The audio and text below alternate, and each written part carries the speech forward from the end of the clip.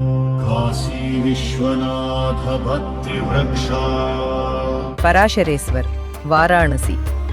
కేవలం దర్శనమాత్రము చేతనే అజ్ఞానం అనే చీకటి తొలగిపోయే కాశీలోని ఆ రహస్య స్థలం గురించి మీకు తెలుసా? శోధన మరియు సాధన నగరమైన కాశీలో పరాశరేశ్వర మహాదేవుడు విరాజమానమై ఉన్నాడు. పార్వతీదేవి మహాదేవుడి నుండి జ్యేష్ఠేశ్వరలింగ మహిమను విన్నప్పుడు జిజ్ఞాస పెరిగింది. అప్పుడు శివుడు స్వయంగా పరాశరుడు అక్షయసిద్ధి మరియు బ్రహ్మజ్ఞానాన్ని వెతుక్కుంటూ 10,000 సంవత్సరాలు గాలిని మాత్రమే సేవించి ఎలా ఇక్కడ కఠిన తపస్సు చేశాడో చెప్పాడు. అతని అచంచల భక్తికి సంతోషించిన శివుడు ప్రత్యక్షమై ఈ లింగాన్ని పరాశరేశ్వరుడు అని పిలుస్తారని దీవించాడు. పరాశరేశ్వర మహాదేవుని మహిమను స్కందపురాణంలోని కాశీఖండంలో ఈ విధంగా వర్ణించారు. పరాశరేశ్వరం లింగం జ్యేష్ఠేషాదుత్తరే మహత్, తస్య దర్శనమాత్రేణ నిర్మలం జ్ఞానమాప్యతే.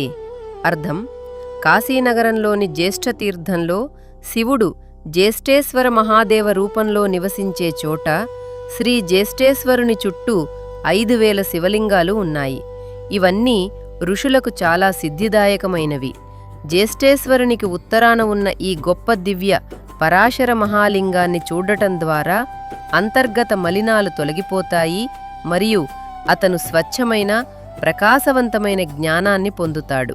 ఈ లింగం మనస్సును స్థిరపరుస్తుంది, బుద్ధిని శుద్ధి చేస్తుంది మరియు ఆత్మను మేల్కొలుపుతుంది. ఈ ప్రదేశం యొక్క ఆశీర్వాదాలతో మందబుద్ధి కలవాడు కూడా తెలివైనవాడు మరియు జ్ఞానవంతుడు అవుతాడు. దర్శనం మాత్రము చేతనే హృదయం నుండి చీకటి తొలగిపోయి దివ్య ప్రకాశం ప్రసారమవుతుంది.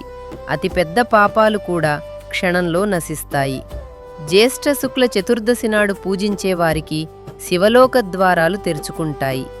మీరు కాశీలో ఉంటే ఈ దైవిక శక్తిని తప్పక అనుభవించండి. స్థానం: పరాశరేశ్వర మహాదేవ్. చిరునామా: భూత్ భైరవ్ మొహల్లా, జ్యేష్ఠేశ్వర మహాదేవ్కు ఉత్తరాన, కాశీపుర, వారాణసి.